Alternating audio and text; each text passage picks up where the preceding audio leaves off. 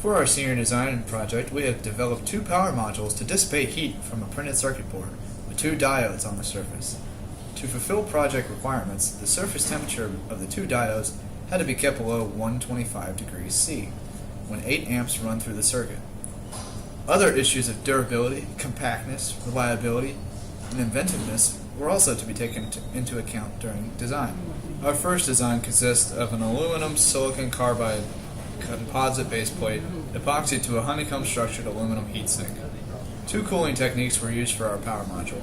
The first being a cooling plate located on the top and bottom of the heatsink that pumps water through copper pipes that are wound around the top and bottom surfaces of the aluminum block. The pump is submersible and has a flow rate of 2.1 gallons per minute prior to the frictional losses from the bends in the piping. The second technique uses a single computer fan to blow cool air across the copper piping and heatsink. This design features two modes of convective heat transfer: water flowing through cooling plates and convection from the fan.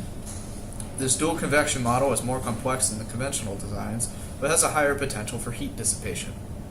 To show the effectiveness of our innovative design in comparison to conventional power modules, we created a pin-fin fan-cooled design. This design is similar to the ones on the market, where a single source of air convection cools the PCB.